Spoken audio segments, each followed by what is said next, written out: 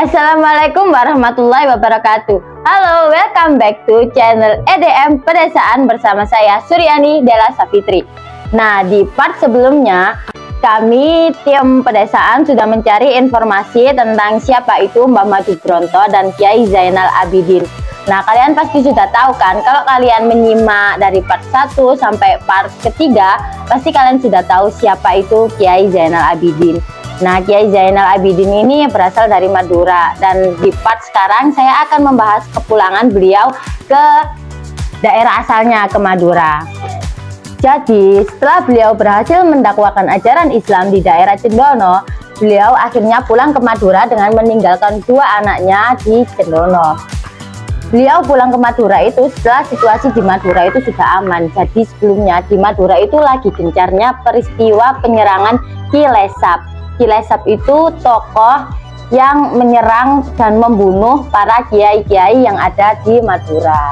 Nah, berhubung Ki Lesap ini tidak menemukan Kiai Zainal Abidin, jadi Ki Lesap membunuh 2 anak dari Kiai Zainal Abidin dan menciptakan kesenian yang bernama Tandak Tengger. Tandak Tengger ini tuh kesenian yang dimainkan dengan alat musik kentrung. Tapi versi lain mengatakan bahwa beliau pulang ke Madura itu karena diunggulkan dalam pandangan masyarakat, dan keberangkatan beliau ke Madura bertujuan untuk melanjutkan misinya, yaitu dakwanya agar semakin meluas ke seluruh penjuru Pulau Madura. Saat perjalanan pulang ke Madura, beliau tiba di pantai Besuki, pesisir Madura, dan menunggu perahu di sana. Berhari-hari beliau menunggu di sana, tapi tidak ada satupun perahu yang datang menghampiri beliau.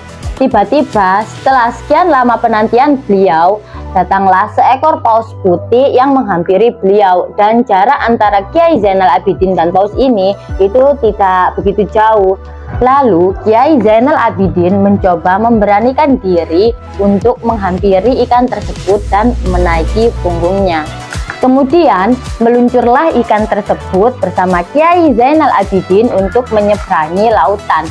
Tak lama kemudian Kiai Zainal Abidin dan ikan tersebut sampai di pantai selatan Pulau Madura. Konon ikan paus putih itu disebut dengan ikan mungsing.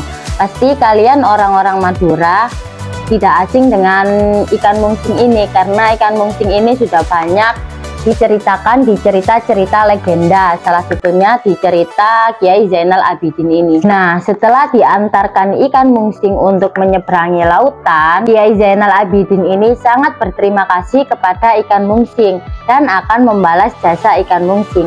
Tapi ikan mungsing tidak ingin balasan apapun. Ikan itu hanya ingin barokah dari Kiai Zainal Abidin. Pada akhirnya Kiai Zainal Abidin berjanji kepada ikan mungsing bahwa anak cucunya kelak tidak akan memakan daging dari ikan mungsing. Jika ada keturunan beliau yang memakan ikan mungsing, maka akan terkena penyakit semacam belang-belang putih. Ya, wallahu alam bishawab. Setelah peristiwa tersebut, akhirnya Kiai Zainal Abidin menuai kesuksesan dakwah di daerah Kuanyar, Madura, dan terkenal dengan sebutan Sunan Cendono. Julukan tersebut berasal dari kisah bahwa Kiai Zainal Abidin itu pernah bertapa di bawah pohon cendana. Tapi dalam versi lain dikisahkan bahwa beliau selalu membawa pusaka berupa tongkat yang terbuat dari kayu cendana, dan tongkat tersebut diletakkan di sekitar pemakaman beliau. Nah, ada juga karomah dari tongkat beliau, yaitu jika tongkat tersebut ditancapkan ke tanah akan memunculkan sumber air. Diceritakan pada saat masa perjuangan dakwah beliau di Kuanyar, Madura, ketika itu beliau hendak berwudu untuk menunaikan ibadah sholat asar, namun tidak menemukan air yang bisa digunakan untuk berwudu. Semua airnya itu terasa asin dan tidak nyaman. Akhirnya beliau menancapkan tongkatnya yang terbuat dari kayu cendono di sekitar pinggiran masjid. Dan dengan izin Allah dan kuasa Allah Subhanahu wa Ta'ala, keluarlah sumber mata air yang berukuran kecil dan tidak asin. Sampai saat ini mata air tersebut masih ada di Madura yang letaknya di sekitar masjid yang berada di daerah Pesanggerahan, Kuanyar, Madura. Sekian kisah dari kepulangan Kiai Zainal Abidin dan legenda ikan nungsing. Sampai jumpa di part selanjutnya. Dadah, wassalamualaikum warahmatullahi wabarakatuh.